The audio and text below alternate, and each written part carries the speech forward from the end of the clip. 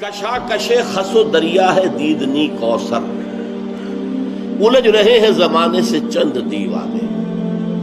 کسی بھی انقلابی تحریک کے شروع میں کیا ہوتا ہے؟ چند دیوانے ہیں، فینیٹکس ہیں، لوگ انہیں مجنون سمجھتے ہیں، پاگل سمجھتے ہیں۔ انؤمن کما آمن السفہاء، کیا ہم ایمان لائے اس طور سے جیسے یہ بے وقوف لوگ ایمان لائے؟ یہ تو فینیٹکس ہیں، یہ تو دیوانے ہو گئے، یہ تو مجنون ہو گئے۔ انہیں اپنے نفع نقصان کا خیال نہیں رہا، دائیں بائیں آگے پیچھے دیکھتے ہی نہیں۔ لیکن وہ لوگ جو ہے چند دیوانے الجھ رہے ہیں زمانے سے، زمانے کی ایک رفتار ہے، ایک چال ہے، ایک طرف چلنا چاہ رہا ہے۔ نقعد دقيقة بالبيت، هو بشير أسد واقف طير نسخته بصر معي والله أكبر.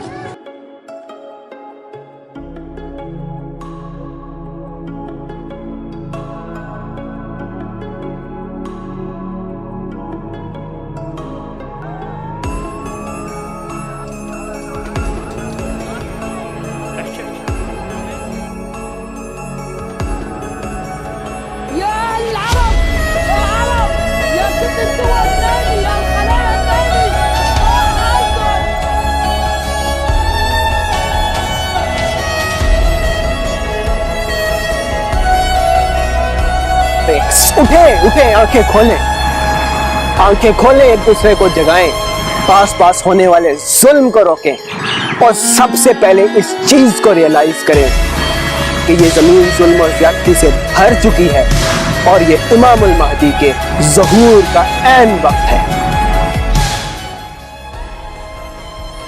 میں عالم عرب کے بارے میں تو یقین سے کہہ رہا ہوں، احادیث نبیہ سے صاف ظاہر ہے، ویل للعرب من شر قد اقترب، عربوں کے لیے ہلاکت ہے۔ I recognized Jerusalem.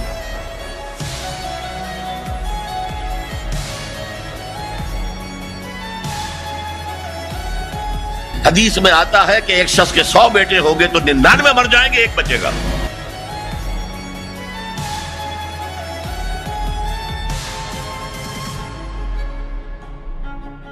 پچھلے سال جو میں نے ڈریم میں دیکھا تھا کہ جب چھوٹی جنگیں شروع ہو جائیں اور وہ بھری جنگوں میں کنورٹ ہو جائیں تو وہ پھر یعنی ورلڈ وار 3 کی طرف جاتی ہے بات۔ اور جو ڈریمز میں آیا تھا وہ یہی ہے کہ جو اسرائیل ہے نا، سب سے پہلے تو وہ فلسطین کے ایریے میں کاروائیاں کرتا ہے۔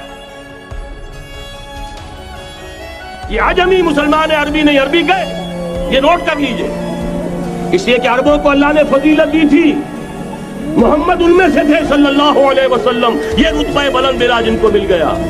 لیکن ساتھ ہی اللہ نے دھمکی بھی دے دی تھی سورہ محمد میں، ان تتولوا یستبدل قوما غیرکم، اگر تم پیٹھ دکھا دو گے اس مشن کو جو ہم نے تمہارے حوالے کیا ہے، تمہیں ہٹائیں گے، کسی اور کو لے آئیں گے۔ لیکن اس کے بعد پھر یہاں سے جائیں گے وہ جو ان کی مدد کریں گے، اور یہ ایلیا کو واپس لینے والے، یہ مشرق سے چلنے والے لشکر ہوں گے۔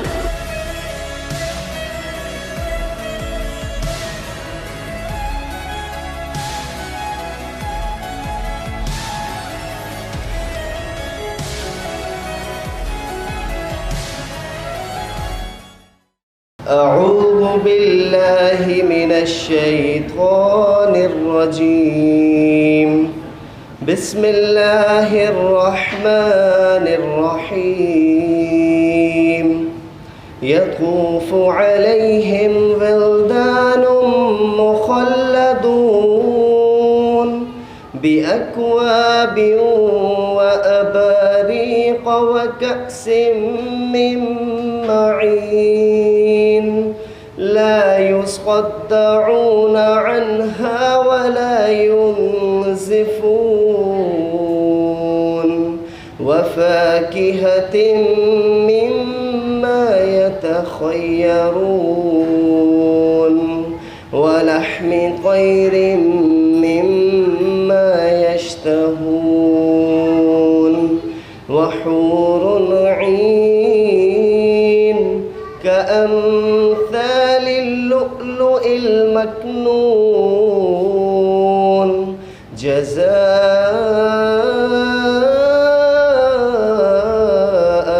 بما كانوا يعملون يصلون لا يسمعون فيها لغوا ولا تأثيما إلا قيلا سلاما سلاما وأصحاب اليمين ما أصحاب اليمين في سدر مخضود وطلح منضود وظل ممدود وماء مسكوب وفاكهة كثيرة لا مقطوعة ولا ممنوعة وفرش مرفوعة إنا أنشأناهن إنشاء فجعلناهن أبكارا عربا أترابا لأصحاب اليمين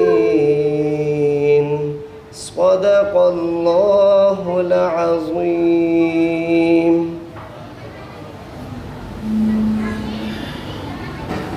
जज़ाकुमुल्लाह खैर। अब हम फजल इलाही भाई को स्टेज पर दावत देंगे, थोड़े से वो नात पढ़ दें और दूर जी। जज़ाकुमुल्लाह खैर।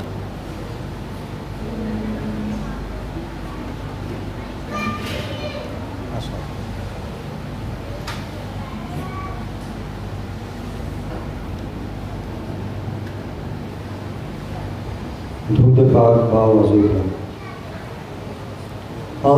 اللہم صلی علی سیدنا محمد اللہم صلی علی سیدنا محمد وعلى آلہ وصحبہ وسلم اللہم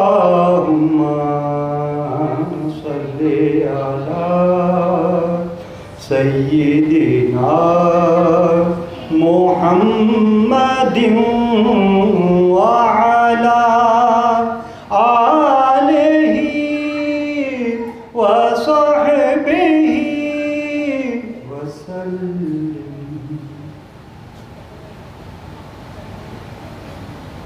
مولاي صل وسلم دائما أبدا على حبيبك خير الخلق كلهم مولاي صل وسلم دائما أبدا على حبيبك خير الخلق كلهم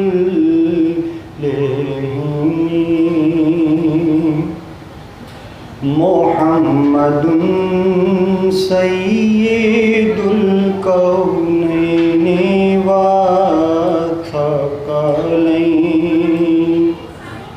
محمد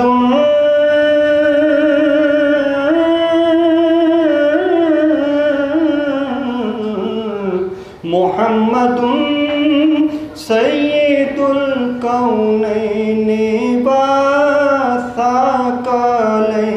محمد سید الکونین والثقلین والفریقین من عرب ومن عجم مولاي صل وسلم دائما على حبيبك خير الخلق كلهم هو الحبيب الذي ترجى شفاعته هو الحبيب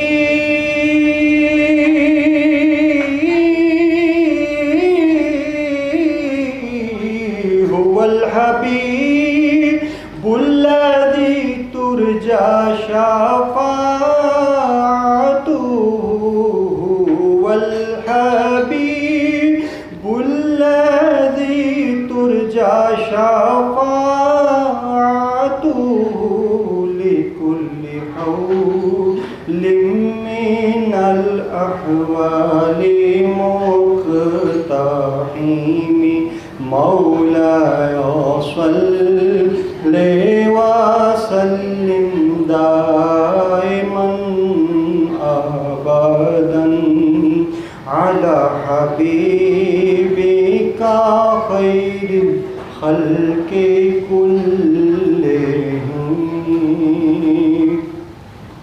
ثم الرضا عن أبي بكر وعن عمر ثم الرضا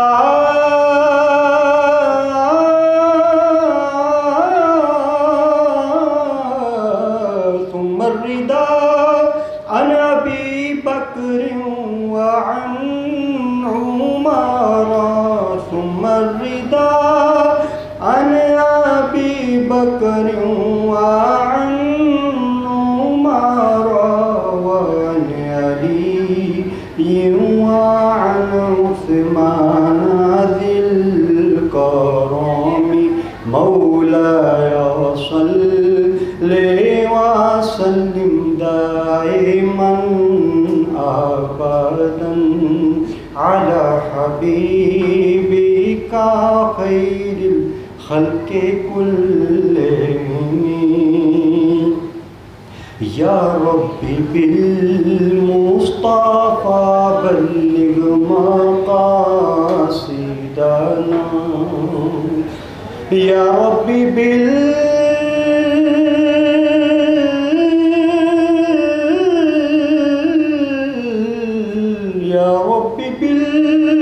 بالمصطفى بلغ مقاصدنا يا ربي بالمصطفى بلغ مقاصدنا واغفر لنا ما مضى يا واسع الكرم مولاي صل وسلم دائما أبدا على حبيبك خير الخلق كلهم.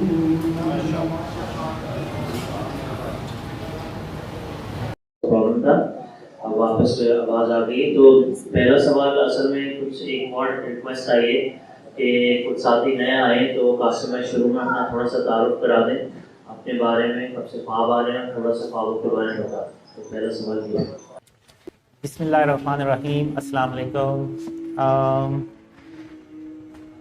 میرا یہ عقیدہ ہے کہ اللہ کے سوا کوئی معبود نہیں اور حضرت محمد صلی اللہ علیہ وسلم اللہ کے سب سے آخری اور پیارے رسول ہیں. اور یہ جو ڈریمز ہیں، مجھے ایک بچپن میں خواب آیا تھا جب میں 5 سال کی عمر کا تھا، اور اس کے بعد جب میں 13 سال کا تھا اس وقت میں نے اللہ اور محمد صلی اللہ علیہ وسلم میرے خواب میں پہلی بار آئے. تو اس کے بعد جب میں 17 سال کا ہوا تو اس کے بعد جب یہ جو ڈریمز کا سلسلہ شروع ہوا تو یہ آج تک چلتا آ رہا ہے، اور یہ ڈریم کا سلسلہ جو ہے نا کبھی رکا نہیں ہے. یعنی اگر آپ یہ کہیں کہ میں دوپہر کے ٹائم بھی کوئی آدھے گھنٹے کے لیے بھی سو گیا ہوں تو مجھے کوئی نہ کوئی ڈریم ضرور آئے گا.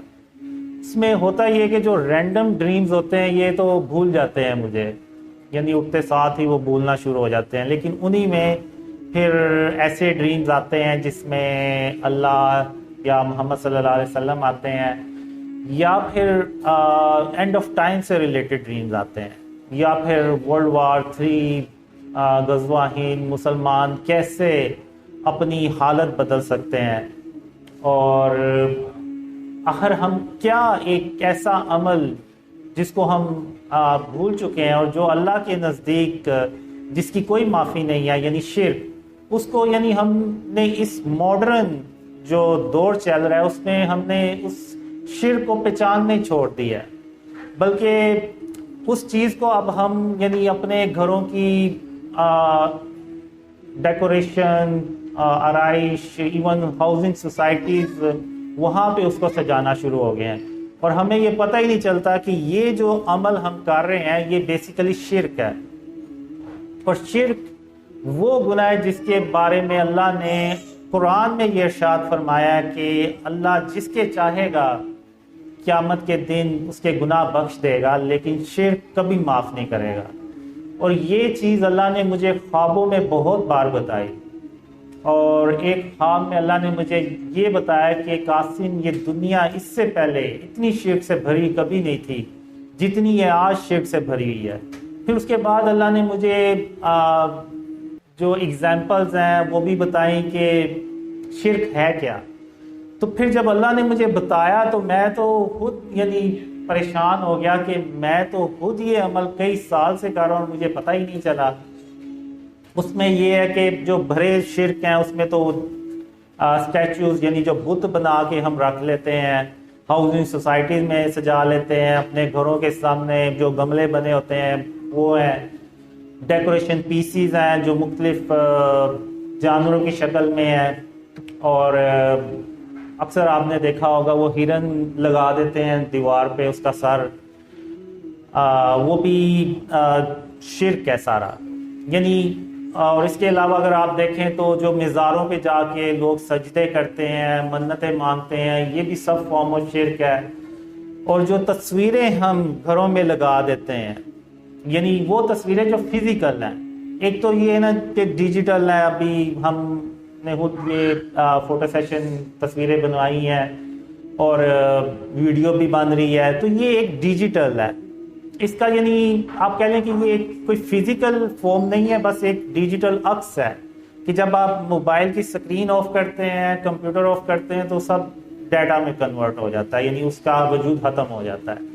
لیکن جو تصویر دیوار پہ لگی ہوئی ہے، یہ ہم ساری لائٹیں بند کر کے بھی یہاں سے چلے جائیں گے نا تو وہ اس کا وجود وہاں پہ موجود رہے گا، تو یہ فارم آف شرک ہے۔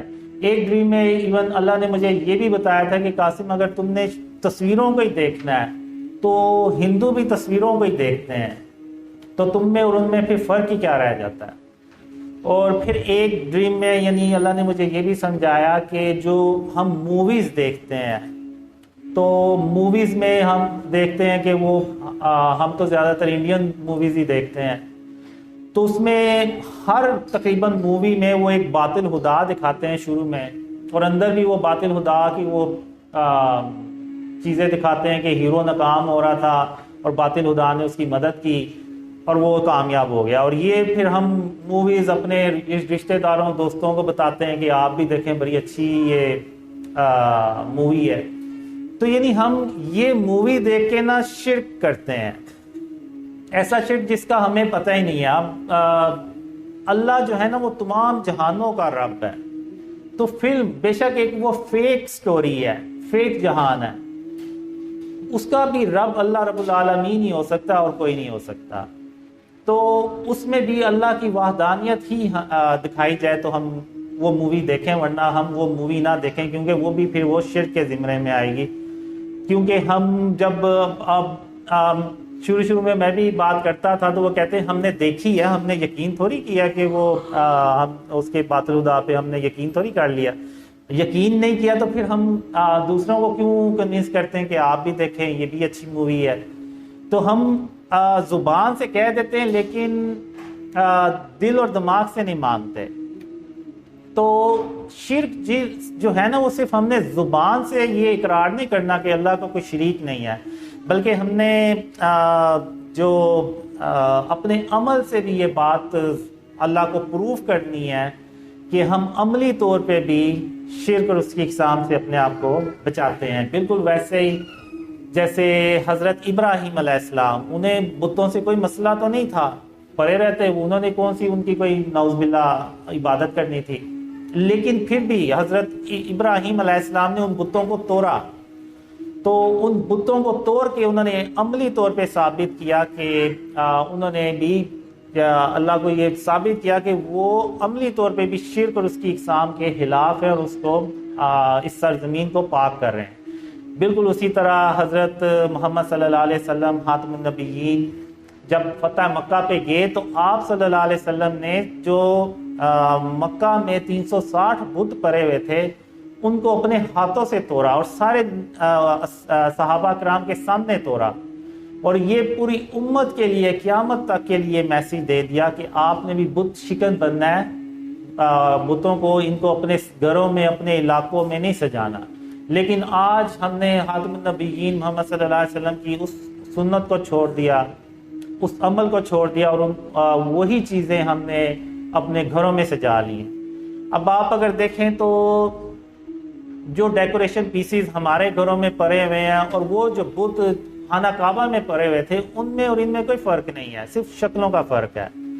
تو باقی وہی چیز ہے. تو آج ہمیں اس چیز کی ضرورت ہے، اور اللہ نے مجھے بہت خوابوں میں بتایا کہ اللہ میری صرف اس لیے مدد کر رہا ہے کہ میں نے شرک اور اس کی اقسام سے اپنے آپ کو بچانا شروع کر دیا.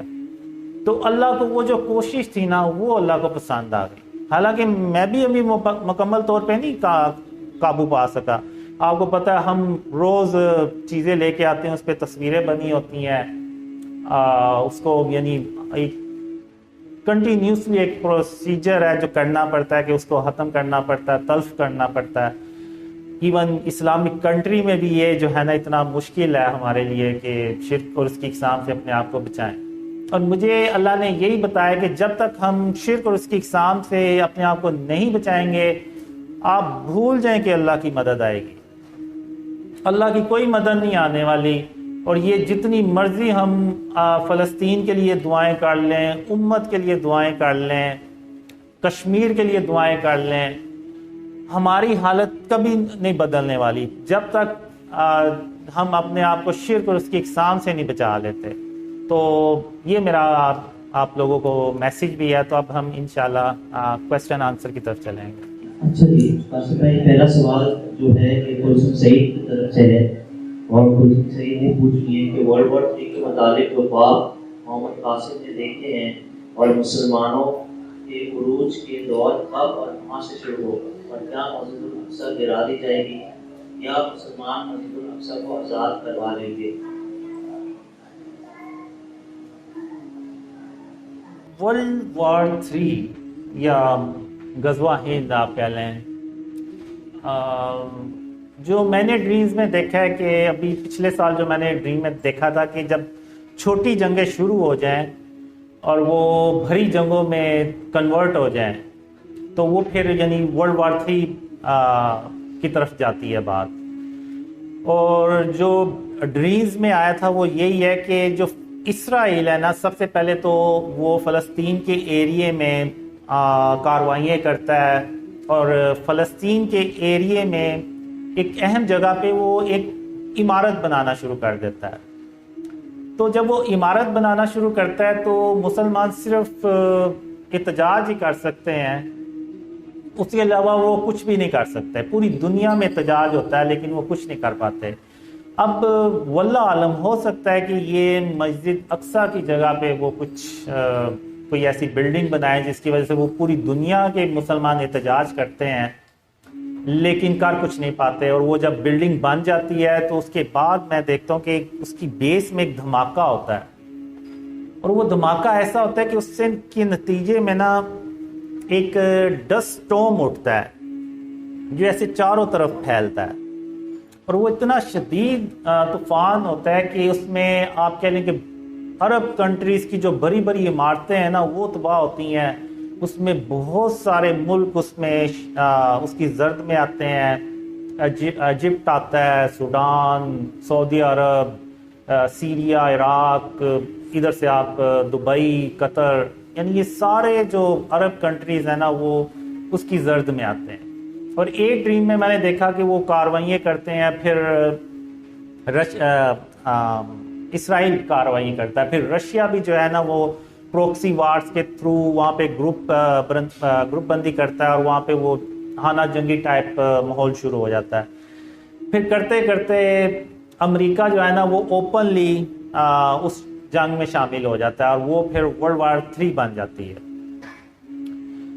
اب اگر تو یہ چیزیں شروع ہو گئیں، یہ جو اسرائیل اور فلسطین کا ریسنٹلی جو کچھ بھی چل رہا ہے، تو آپ بھول جائیں، یعنی پھر مسلمانوں کے اوپر برا وقت ہی ہے. میں نے دیکھا ہے، میں بات کرنا تو نہیں چاہ رہا، لیکن جو میں نے ڈریمز میں دیکھا وہ یہی ہے کہ مسلمان بہت زیادہ پستے ہیں، بہت زیادہ ان کو شکست بھی ہوتی ہے، اور بہت بڑی تعداد میں مسلمان مارے بھی جاتے ہیں. اور یہ عمل تب تک جاری رہتا ہے جب تک کہ غزوہ ہند نہ ہو جائے. مڈل ایسٹ میں یہ سارا کچھ چل رہا ہوتا ہے، لیکن پاکستان میں اللہ اپنی رحمت سے پاکستان کے لوگوں کو ڈریمز کا بتا بھی دیتا ہے، اور ان کو پاکستانیوں کو سمجھ بھی آ جاتی ہے، اور وہ ہم اس ملک کو شرک اور اس کی اقسام سے پاک کرتے ہیں. جب ہم اس ملک کو شرک اور اس کی اقسام سے پاک کرتے ہیں تو اللہ کی جو رحمتیں اور برکتیں ہیں نا وہ اس ملک میں نازل ہونا شروع ہو جاتی ہیں، اور ملک تیزی سے ترقی کرتا ہے. اور اس میں نے دیکھا ہے کہ اللہ پاکستان کو 3000 کالے رنگ کے ناقابل شکست جہاز بھی دیتا ہے. اور وہ جہاز وہ ہوتے ہیں جو جس کو دیکھ کے انڈیا کی اکیلے ہمت ہی نہیں پڑتی پاکستان پہ اٹیک کرنے کی، اور پاکستان اللہ کی مدد سے کشمیر بھی آزاد کرتا ہے. تو اب دوسری طرف مڈل ایسٹ میں جب وہ سب کچھ تباہ کر دیتے ہیں، اور ادھر سے پاکستان ترقی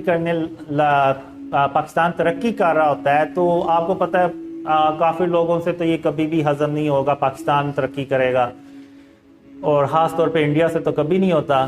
انڈیا جنگ کرنے کی کوشش کرتا ہے، لیکن کالے رنگ کے جنگی جہازوں کی وجہ سے وہ کچھ کر نہیں پاتا. تو وہ پھر جو جنگ ہوتی ہے نا مڈل ایسٹ میں، اس کو پھر وہ پاکستان پہ لے کے آتے ہیں. اور یعنی چونکہ پاکستان ترقی بھی کر رہا ہوتا ہے، تو وہ کافی لوگ کہتے ہیں کہ ہم پاکستان کو اگر ہم نے ادھر ہی روک لیا تو روک لیا، نہیں تو یہ کل کو ہمارے اوپر حکومت کرے گا.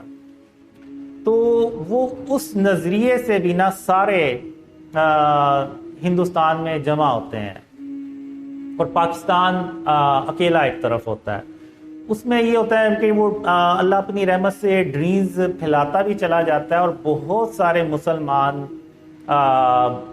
یعنی اسلام کا جو آخری قلعہ ہے پاکستان، اور جہاں پہ غزوہ ہند لڑی جانی ہے، اور جہاں سے خاتم النبیین محمد صلی اللہ علیہ وسلم کا جو سچا اسلام ہے وہ پھیلنا ہے، تو اس کے دیکھتے ہوئے بھی نا پوری دنیا سے مسلمان پاکستان میں ہجرت کرتے ہیں، مائیگریٹ کرتے ہیں، اور پاکستان کی جو آبادی ہے نا وہ کافی پھیل بھی جاتی ہے، کافی زیادہ بھی ہو جاتی ہے. تو وہ سارے دشمن جب اکٹھے ہو جاتے ہیں تو یہ اگر میں کہوں کہ اس ایک طرف 100 ملک اکٹھے ہو گئے اور ایک طرف پاکستان اکیلا ہے، تو یہ غلط نہیں ہوگا. پاکستان کو میں نے دیکھا ہے تقریباً چاروں طرف سے نا اٹیکس آتے ہیں، اور وہ بہت خطرناک قسم کی جنگ ہوتی ہے، اور اس جنگ میں مسلمانوں کا جیتنا بہت ضروری ہوتا ہے. جو میں نے ڈریمز میں دیکھا ہے کہ جیسے مسلمانوں کے لیے غزوہ بدر بہت اہم تھی، اس جنگ کو جیتنا بہت اہم تھا، اسی طرح غزوہ ہند کو جیتنا بھی بہت اہم ہے. تو اللہ کی مدد سے وہ پاکستان جنگ جیت جاتا ہے، اور پھر پاکستان مڈل ایسٹ میں جاتا ہے، اور وہاں پہ رشیا اور امریکہ جیسی سپر پاورز کو شکست دینے کے بعد پوری دنیا میں اکیلا اللہ کی مدد سے سپر پاور بن جاتا ہے. اور پھر پاکستان جو ہے وہ خاتم النبیین محمد صلی اللہ علیہ وسلم کا جب سچا اسلام پوری دنیا میں پھیلاتے ہیں تو وہ پوری دنیا امن سے بھر جاتی ہے، اور وہ امن جو ہے وہ تقریباً 7-8 سال چلتا ہے. اور پھر اس کے بعد قیامت کی بھری نشانیاں، یعنی دجال آتا ہے، پھر اس کے بعد یاجوج ماجوج نکلتے ہیں، اور پھر عیسیٰ علیہ السلام وہ بھی تشریف لاتے ہیں واپس.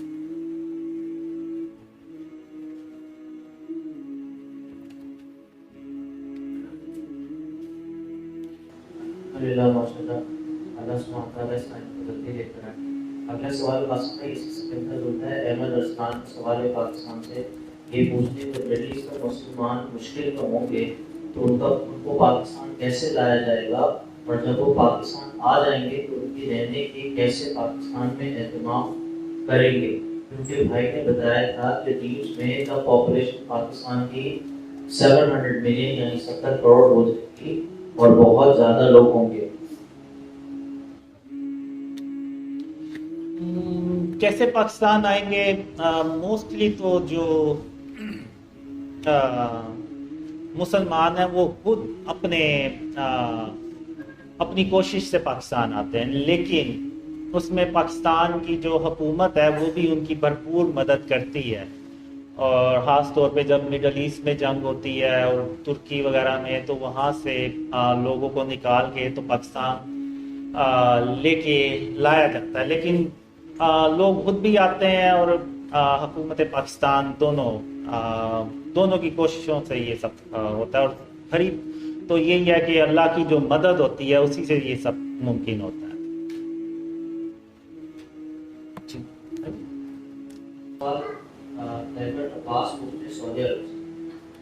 سوال یہ اچھا کچھ لوگ سوال اپنے ٹرانسلیٹ کرنے کیونکہ کچھ انڈونیشین میں سوال ٹرانسلیٹ کرنے. خیبر عباس سعودی عرب سے کہ میرا سوال ہے میرے قاسم سے، جو لوگ پاکستان سے باہر ہیں اور بہت مجبور ہیں انہیں سکتے جیسا اگر جب سے بھائی قاسم کا پتہ چلا ہے کہ بہت کرتا ہے ان سے بات کرنے کو ملنے کو، بٹ حالات بہت خراب ہے، اقامہ بھی ختم ہے، ہم کیا کریں؟ سب چھوڑ کر آ جائیں، ہمارے لیے جو حکم ہو ہمیں بھی بتا دیں. دیکھیں، اگر جو پاکستانی ہیں وہ پاکستان، ان کو پتہ ہی ہے پاکستان کے حالات کیسے ہیں، تو اگر تو وہ آ سکتے ہیں تو ٹھیک ہے، لیکن جو پاکستان سے یعنی دوسری نیشنز ہیں جیسے انڈونیشیا، ملیشیا، یورپ سے ہیں، جو وہ آنا چاہ رہے ہیں تو ان کے لیے تو میرا یہی مشورہ ہے کہ ابھی نہ آئیں، کیونکہ ابھی تو پاکستان کے حالات خود خراب ہیں، اور جو مجھے لگ رہا ہے، جو مجھے ڈریمز میں بھی آیا ہے، میرا نہیں حال کہ پاکستان کے حالات کوئی اتنی جلدی ٹھیک ہونے والے ہیں، کیونکہ اس کی ایک ہی وجہ ہے کہ ہم نے اس ملک کو ابھی تک شرک اور اس کی اقسام سے پاک کرنا تو شروع کیا ہی نہیں ہے، بلکہ سوچنا بھی نہیں شروع کیا. تو جب تک ہم یہ کام کریں گے ہی نہیں تو اللہ کی مدد بھی نہیں آئے گی، اور جب تک اللہ کی مدد ہی نہیں آئے گی تو بے شک آپ 10 ارب ڈالر قرض لے لیں وہ بھی ختم ہو جائے گا. تو میرا تو یہ مشورہ ہے کہ آپ جہاں پہ سیٹ ہیں آپ صبر کریں اور وہیں پہ اسٹے کریں، وہیں پہ رہیں، اور جب اللہ کوئی پاکستان کے حالات اچھے کرے گا تو آپ پھر پاکستان آ جائیں، تو یہی بہتر ہے ان کے لیے. اچھا قاسم بھائی، اگلا سوال کلثوم سعید کا ہے، کیا دجال صرف شہروں میں آئے گا اور پہاڑوں پر جا بسنے والے کیا فتنوں سے محفوظ رہیں گے؟ نہیں، میرا نہیں خیال. جب دجال آئے گا تو وہ پوری دنیا میں جو ہے نا اس کی آپ کہہ لیں چند دنوں کی حکومت آپ کہہ لیں وہ ہوگی. تو پہاڑوں پہ آپ چلے جائیں یا جہاں مرضی چلے جائیں وہ پہنچ ہی جائے گا وہاں پہ. صرف اس جگہ شاید اس جگہ وہ نہیں پہنچ سکے گا جہاں پہ اللہ نے اپنی رحمت سے لوگوں کو بچایا ہوگا، چھپایا ہوگا. تو باقی ہر جگہ ہی وہ پہنچے گا.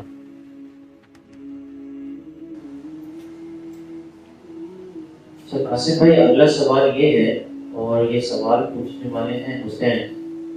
یہ پوچھتے ہیں قاسم بھائی کے خوابوں کے مطابق دجال پہلے ایک مذہبی شخص ہوگا اور شیطان اس کی مدد بھی کر رہا ہے طاقتیں حاصل کرنے کے لیے، تو اس کا مجھے سمجھ نہیں آیا کہ وہ مذہبی بھی ہے اور شیطان اس کی مدد بھی کر رہا ہے بیک وقت، اس کا بتا دیں تھوڑا۔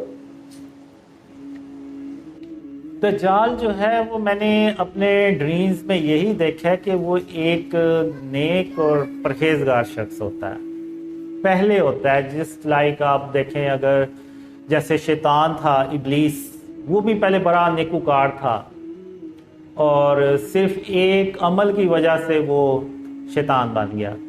تو دجال بھی واقعی وہ میں نے اپنے ڈریم میں نیک ہی دیکھا ہے، اور ایون اللہ مجھے مثالیں دیتا تھا کہ تم بھی ویسے بنو، تو میں ویسا بن نہیں پا رہا تھا جس طرح کہ اللہ چاہ رہا تھا کہ میں اس طرح کا ہو جاؤں۔ تو لیکن ایسا کچھ ہوتا ہے جس کی وجہ سے وہ جو دجال ہے وہ میرا مذاق اڑاتا ہے، یا اس طرح سے کچھ عمل وہ کرتا ہے جس کا اللہ کو سخت ناپسند آتا ہے اس کا یہ عمل۔ تو وہ جو ہے نا وہ پھر اسی طرح ہی جیسے شیطان غلط راستے پہ چلا جاتا ہے، وہ بھی پھر اس غلط راستے پہ چلا جاتا ہے، اس کو جو پاورز ملتی ہیں اس کو وہ پھر شیطانی طریقے سے اس کو اپ گریڈ کرتا ہے، اور شیطان خود اس کی رہنمائی بھی کرتا ہے ان پاورز کو اپ گریڈ کرنے میں۔ اور اس کے پاس ایسی پاورز ہوتی ہیں کہ ایک ڈریم میں مجھے اللہ نے بتایا کہ جو ہم موویز میں دیکھ سکتے ہیں نا، دجال ان کو ریالٹی میں کر سکتا ہے، تو اتنی زیادہ اس کے پاس پاورز ہوتی ہیں۔ تو اس طرح واقعی وہ میں نے ڈریمز میں دیکھا کہ وہ واقعی ایک نیک انسان ہوتا ہے لیکن بعد میں نہیں ہوتا۔ اور مجھے 2003 سے لے کے 2005 تک بہت زیادہ ڈریمز آئے جن میں یعنی اینڈ آف ٹائم سے ریلیٹڈ سارے وہ ڈریمز تھے، جن میں یاجوج ماجوج آ رہی ہے، ہم ٹرین پہ عیسیٰ علیہ السلام سے ملنے جا رہے ہیں، دجال باہر آ رہا ہے، لیکن اللہ نے کبھی اس کو دجال کہہ کے نہیں تھا بلایا۔ یعنی مجھے ڈریم میں پتہ چلتا تھا کہ وہ دجال ہے، لیکن اللہ نے کبھی نہیں تھا کہا۔ تو اس لیے اگر آپ نے دیکھا ہو تو میں نے جب شروع میں اپنی ویڈیوز شیئر کی تھی نا ٹیکسٹ فارم میں، گرین سکرین اور اس کے اوپر وہ ٹریکس جو ہے نا وہ سکرول کرتا ہے اوپر کی طرف، تو اس میں میں نے اس کو ایک پاورفل مین لکھ کے تو مینشن کیا ہوا ہے، کیونکہ اللہ نے مجھے کنفرم ہی نہیں تھا کیا کہ یہ واقعی دجال ہے۔ تو گرمیوں میں اگست 2015 میں اللہ نے مجھے پہلی بار ایک خواب میں اللہ نے اس کو دجال کہہ کے بلایا تھا کہ قاسم دجال 4 گھنٹوں کے لیے بے ہوش ہو گیا، تو 4 گھنٹوں کے بعد وہ ہوش میں آ جائے گا تو تم یہاں سے بھاگ جاؤ۔ تو وہ پہلا ڈریم تھا جس میں اللہ نے اس کو دجال کہہ کے بلایا تھا، اور اس کے بعد جتنی بھی میں نے ویڈیوز بنائی اور جتنا بھی میں نے جب بھی اس کا ذکر کیا تو اس کو میں نے دجال کہہ کے ہی بلایا تھا۔ تو یعنی اس سے یہ ظاہر ہوتا ہے کہ شاید اس وقت وہ اس غلط راستے پہ نکل چکا تھا، تبھی اللہ نے اس کو دجال کہہ کے بلایا۔ جی قاسم بھائی، یہ سوال ہے سوالیہ گجرات انڈیا سے۔ ان کا سوال یہ ہے کیا انڈین مسلمانوں کے لیے کوئی پیغام ہے، اور کیا امت مسلمہ کی عورتوں کے لیے کوئی خاص پیغام ہے، کیا عورتیں جنگ میں حصہ لے سکتی ہیں؟ جی اب اس میں یہ ہے کہ انڈیا کے جو مسلمان ہیں انہیں اینڈ آف ٹائم سے ریلیٹڈ حدیثوں کو ضرور پڑھنا چاہیے، اس پہ عمل بھی کرنا چاہیے، کیونکہ جو پاکستان ہے نا یہیں سے خاتم النبیین محمد صلی اللہ علیہ وسلم کا جو سچا اسلام ہے وہ پھیلے گا۔ اگر آپ نے دیکھا ہو تو آپ کو لگتا ہے آپ نے سنا بھی ہوگا، ویڈیوز بھی دیکھی ہوں گی کہ جو انڈیا کے مسلمان ہیں وہ ہم پاکستان کے جو مسلمان ہیں ہم کو وہ اچھا نہیں سمجھتے، کچھ اس طرح سے آپ کو بھی اندازہ ہوگا۔ تو میں ان سے یہی کہوں گا کہ مسلمان جہاں کہیں بھی ہیں وہ سب بھائی ہیں، چاہے وہ ہندوستان میں رہ رہے ہوں، چاہے وہ پاکستان میں رہ رہے ہوں، چاہے وہ افغانستان میں ہوں، انڈونیشیا، ملیشیا، یورپ، امریکہ، جہاں کہیں بھی ہوں، افریقہ کے کسی ملک میں ہوں، سب ہم بہن بھائی ہیں، سب مسلمان ہیں۔ تو ہمیں کسی کے خلاف کوئی کینہ اور بغض نہیں رکھنا چاہیے، اور اس چیز کو سمجھنا چاہیے کہ جو پاکستان ہے اس کو آپ کہہ لیں کہ اللہ نے خود بنایا اس ملک کو، اور اسی ملک سے اللہ ساری برائیاں ختم بھی کرے گا اور اپنی رحمتیں اور برکتیں بھی نازل کرے گا، اور یہیں سے خاتم النبیین محمد صلی اللہ علیہ وسلم کا سچا اسلام پوری دنیا میں پھیلائے گا۔ تو میں انڈیا کے مسلمانوں سے یہی کہوں گا کہ وہ ان خوابوں پہ بھی غور کریں، اور پاکستان کی جو اہمیت ہے اس کو بھی اس کے بھی غور و فکر کریں۔ اور باقی جو بات رہی کہ کیا خواتین جنگوں میں شامل ہو سکتی ہیں، بالکل ہو سکتی ہیں۔ اگر آپ دیکھیں تو پاکستان آرمی میں فیمیلز بھی ملیں گی آپ کو، ایون جہاز اڑانے یہ جو جیٹ فائٹرز ہیں اس میں بھی فیمیلز پائلٹس آپ کو نظر آئیں گی۔ اور اگر آپ پرانی جنگیں دیکھیں مسلمانوں کی تو اس میں بھی خواتین جنگوں میں حصہ لیتی تھیں، جو زخمی ہو جاتے تھے یا اس طرح سے ان کو کھانا پینا۔ تو اور خواتین جو ہیں یہ آبادی کا تقریباً 50% حصہ ہوتے ہیں، تو اس یعنی ہمیں اگنور نہیں کرنا چاہیے، اور ان کا جو اسلام میں جو رتبہ ہے وہ ہمیں اس پہ یعنی ان کو اسی رتبے پہ رکھنا چاہیے۔ سوال جب مسجد اکثر گرائی جائے گی تو حضرت عیسیٰ علیہ السلام کہاں پر؟ اصل میں ایکچولی میں نے مسجد اقصیٰ کو یعنی شہید ہوتے نہیں دیکھا اپنے ڈریمز میں، لیکن میں وہی 2 ڈریمز کی بات کروں گا کہ جس میں نے دیکھا کہ اسرائیل مسلمانوں کی جگہ پہ کوئی بلڈنگ بناتا ہے اور مسلمان صرف احتجاج کر سکتے ہیں اور اس کے علاوہ کچھ بھی نہیں، تو وہی میں نے دیکھا ڈریم میں۔ تو عیسیٰ علیہ السلام تب آئیں گے جب دجال آ چکا ہوگا اور یاجوج ماجوج باہر نکل رہے ہوں گے، تب عیسیٰ علیہ السلام آسمان سے اتریں گے۔ تو اس سے پہلے جنگیں ہوں گی، World War III، غزوہ ہند، اور پھر دوبارہ وہ جو مسلمان اپنے کھوئے ہوئے علاقے ہیں وہ واپس لیں گے، امن آئے گا، خوشحالی آئے گی تقریباً 7 سال۔ اس کے بعد یہ سارا کچھ ہوگا، یعنی اس کے بعد عیسیٰ علیہ السلام آئیں گے۔ تو میرے خیال سے اس وقت عیسیٰ علیہ السلام ابھی تشریف نہیں لے کے آئے ہوں گے۔ سوال انہی کا ہے، میرے علاوہ انڈونیشیا سے پوچھے ہیں۔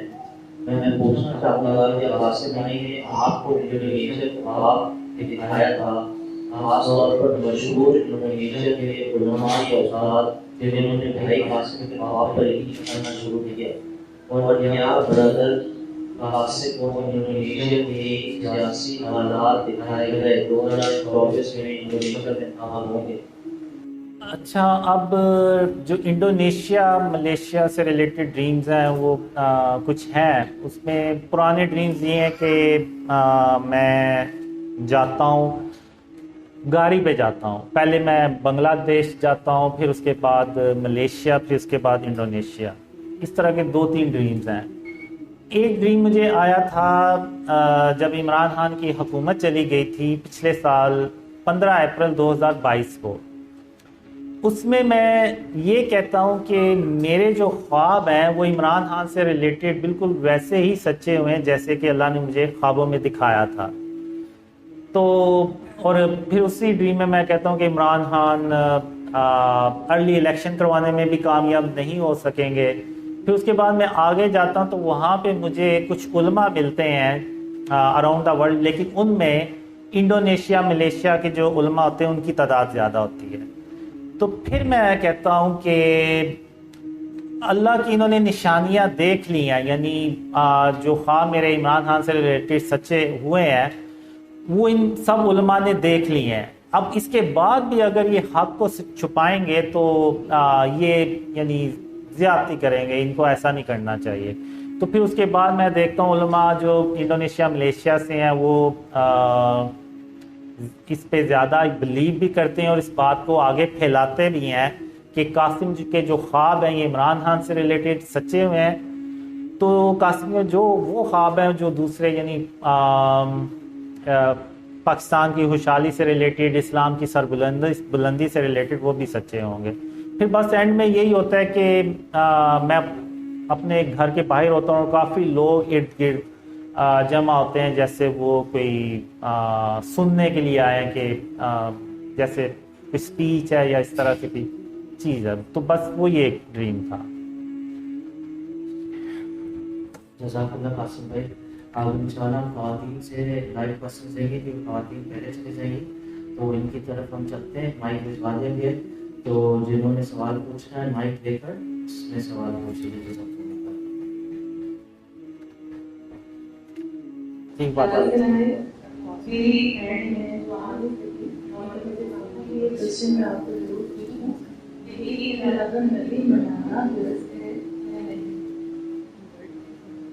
اچھا، وعلیکم السلام ورحمۃ اللہ وبرکاتہ.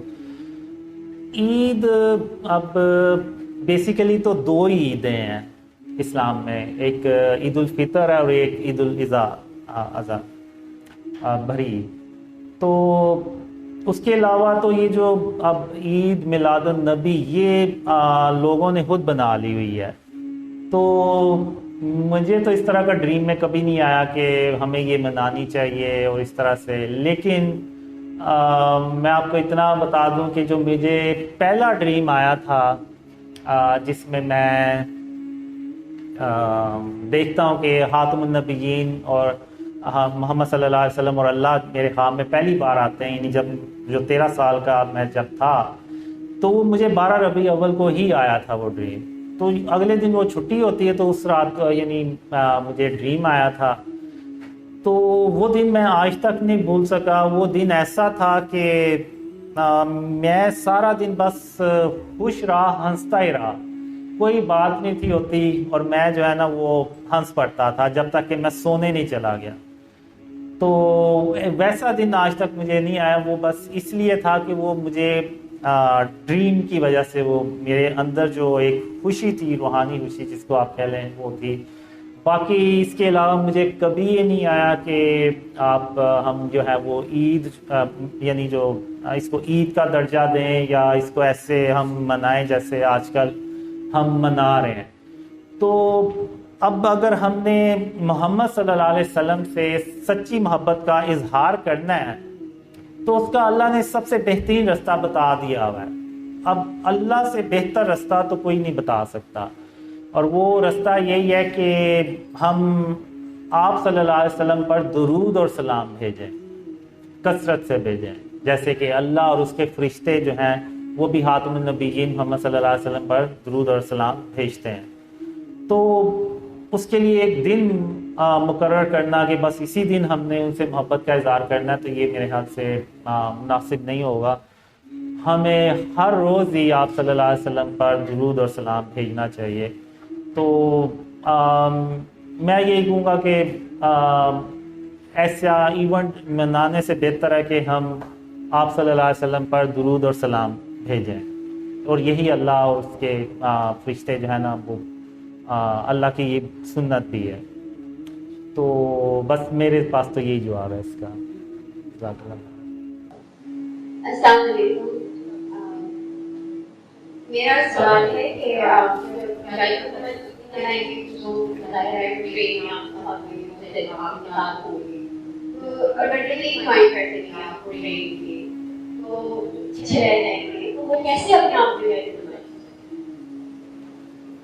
دیکھیں یہ جو ٹرین والا ڈریم ہے نا، یہ بالکل اینڈ آف ٹائم سے کے قریب ہوتا ہے. اب وہ ٹرین میں کون لوگ ہوتے ہیں؟ وہ ہوتے بیسیکلی وہی ہیں جو میرے ساتھ شروع سے ہوتے ہیں. اب ایک ڈریم میں یہ ہوتا ہے کہ جب دجال باہر آتا ہے تو اللہ مجھے کہتا ہے کہ ان لوگوں کو پہاڑ پہ لے جا کے تو چھپا دو.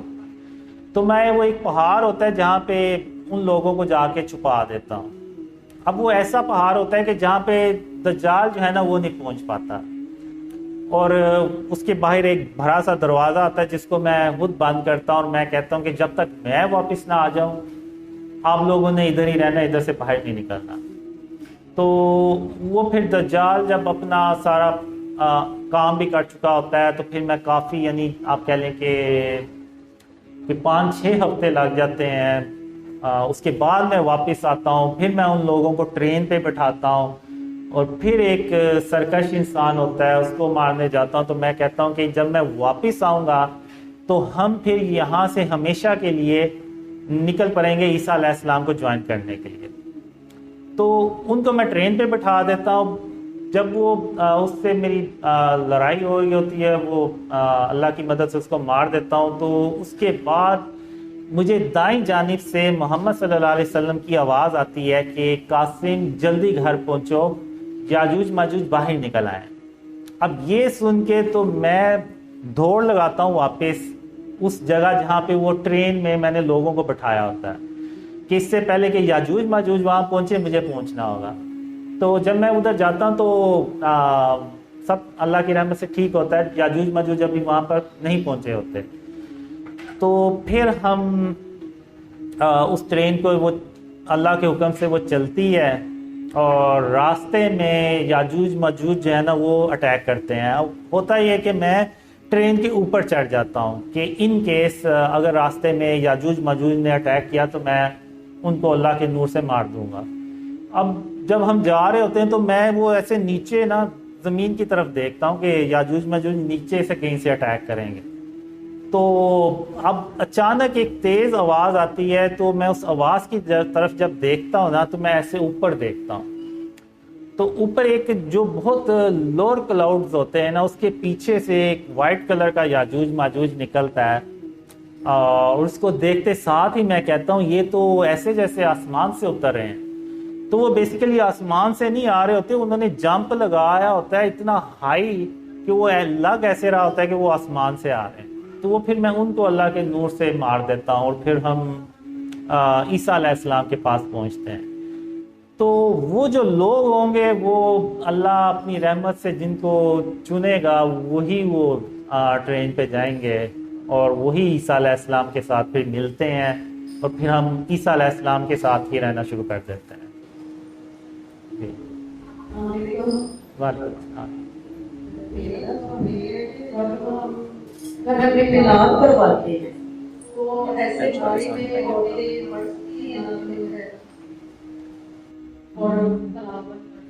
اگر تو وہاں پہ صرف فیمیلز ہیں تو آپ کر سکتی ہیں. اگر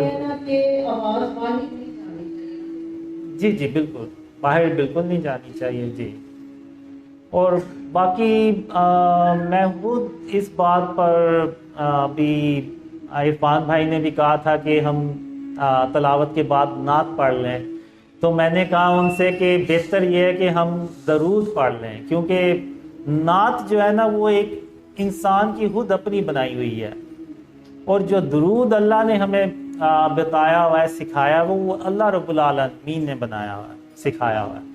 تو ہم جتنی مرضی بہترین نعت لکھ لیں، ہم اللہ کے برابر اس کے برابر ہم کوئی کلام نہیں لکھ سکتے. تو میرا یہی مشورہ ہے آپ سب کو کہ آپ صلی اللہ علیہ وسلم پر درود اور سلام بھیجیں، یہی اللہ کی سنت ہے، اور اسی سے ہی اللہ خوش ہوتا ہے. ہم جتنا مرضی کر لیں ہم اللہ کے سے بہتر کلام نہیں بنا سکتے. جی وعلیکم.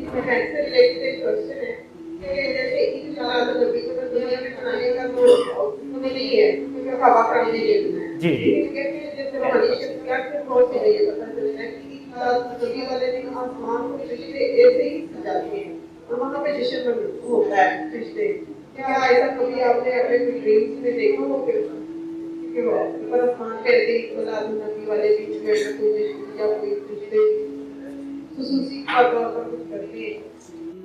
نہیں، میں نے کبھی ایسا ڈریم میں نہ دیکھا ہے، نہ مجھے اللہ نے اس طرح سے کچھ سکھایا ہے کہ تم بھی ایسا کرو. تو نہیں، مجھے ایسا کبھی نہیں میں ڈریم میں آیا. اور میں پھر ایک بات وہی کہوں گا کہ میں آپ کو ڈریم سناتا ہوں. اس ڈریم میں یہ ہوتا ہے کہ میں اللہ سے کہتا ہوں کہ یا اللہ میں جو ہے نا وہ ایسا ہی ہوں، نماز پڑھی نہیں پڑھی نہ پڑھی، اور کوئی نیک کام تو میرے لیے ہے ہی ویسے ہی مشکل ہے. تو مجھے کوئی ایسا شارٹ کٹ بتا کہ جس سے تو خوش ہو جائے اور تو مجھے کبھی اکیلا نہ چھوڑے۔ تو اللہ نے مجھے کہا کہ قاسم تم یہ 3 کام کرتے رہو، میرا تم سے وعدہ ہے کہ میں تمہیں کبھی اکیلا نہیں چھوڑوں گا، تم جہاں کہیں بھی ہوگے، جس جہان میں بھی ہوگے، میں تمہیں کبھی اکیلا نہیں چھوڑوں گا۔ تو اللہ نے پہلا جو عمل بتایا مجھے وہ یہ کہ شرک اور اس کی اقسام سے اپنے آپ کو بچاتے رہنا، اور کیا قاسم میں قیامت کے دن جس کے چاہوں گا گناہ بخش دوں گا، لیکن میں شرک کبھی معاف نہیں کروں گا۔ اور قاسم اس غلط فہمی میں کبھی مت پڑنا کہ میں قیامت کے دن شرک معاف کر دوں گا، یعنی اللہ بہت بار ریپیٹ کرتا ہے اس چیز کو۔ اور دوسرا اللہ نے مجھے بتایا کہ صبح و شام میری یعنی اللہ رب العالمین کی تعریف کے ساتھ تسبیح کرتے رہنا۔ اور تیسرا کام اللہ نے مجھے یہ بتایا کہ قاسم محمد صلی اللہ علیہ وسلم پر درود اور سلام بھیجتے رہنا۔ تم یہ 3 کام کرتے رہو، میرا تم سے وعدہ ہے، میں تم جہاں کہیں بھی ہو، جس جہان میں بھی ہوگے، میں تمہیں کبھی اکیلا نہیں چھوڑوں گا۔ تو پھر وہی یعنی عید میلاد ایک خاص دن مقرر کرنا نہیں چاہیے ہمیں روز جب بھی یاد آئے ہمیں محمد صلی اللہ علیہ وسلم پر درود اور سلام بھیجنا چاہیے، اور یہ اللہ کو بہت پسند ہے۔ اور آپ یہ دیکھیں کہ خاتم النبیین محمد صلی اللہ علیہ وسلم، ان کا نام اللہ نے اپنے نام کے ساتھ خود لکھا ہے۔ تو ہم یعنی اللہ کا شکر ادا نہیں کر سکتے کہ اللہ نے ہمیں محمد صلی اللہ علیہ وسلم کا امتی بنایا ہے۔ اور ایک میں نے ڈریم دیکھا، تو اس ڈریم کے بعد میں نے کہا کہ اپنے آپ سے کہا کہ ایون محمد صلی اللہ علیہ وسلم کا امتی ہونا بھی اللہ کی ایک خاص رحمت ہے، ورنہ بہت سے لوگ ہیں جو ان کے امتی میں شامل ہی نہیں ہو سکے، حالانکہ وہ ہو سکتے ہیں، یعنی کافر لوگ جیسے۔ تو اس ڈریم میں نے یہ دیکھا کہ جو خاتم النبیین محمد صلی اللہ علیہ وسلم کا جو قد ہے نا، وہ اللہ کے عرش تک چھو رہا ہوتا ہے۔ اور اب جیسے میں یہاں پہ کھڑا ہوں، سانس لے رہا ہوں، تھوڑا بہت یعنی جتنا بھی میں چاہوں میں بالکل سٹل نہیں ہو سکتا، یعنی ہلکا پھلکا ہلوں گا۔ تو محمد صلی اللہ علیہ وسلم بھی نا سانس ایسے لے رہے ہوتے ہیں، اور اللہ کے عرش کے اور ان کے بیچ میں کوئی گیپ نہیں ہوتا، یعنی جو کپڑا ہوتا ہے نا انہوں نے آپ صلی اللہ علیہ وسلم نے ایسے لپیٹا ہوتا ہے، وہ یعنی رگڑ کھا رہا ہوتا ہے اللہ کے عرش کے ساتھ۔ اور اللہ کا جو عرش ہے نا وہ ایسے ہوا میں جھول رہا ہوتا ہے ایسے۔ تو میں کہتا ہوں کہ یعنی جن نبی کا جو قد ہے وہ اللہ کے عرش کو چھو رہا ہے، اور صرف ان کے سانس لینے کے اللہ کا جو عرش ہے وہ ہوا میں جھول رہا ہے، تو اس سے بڑی یعنی اور کیا کامیابی ہو سکتی ہے۔ تو پھر میں نے کہا کہ یہ اللہ نے یعنی ہمارے اوپر بڑی خاص رحمت کی ہے کہ ہمیں اپنی رحمت سے ان کا امتی بنایا ہے۔ تو میں پھر وہی کہوں گا کہ ہمیں آپ صلی اللہ علیہ وسلم پر درود اور سلام بھیجنا چاہیے، اور یہی ان سے سب سے بہتر محبت کا اظہار ہے۔ جی وعلیکم السلام۔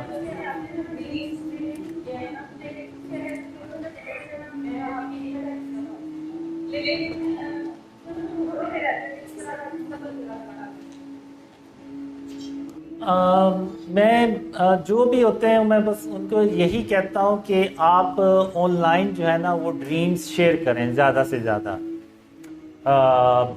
جیسے ہمیں سارے پلیٹ فارمز جو ہے نا ان کو یوز کرنا چاہیے، یوٹیوب، انسٹاگرام، واٹس ایپ، ٹک ٹاک، اور اس طرح سے جو دوسری فیس بک اور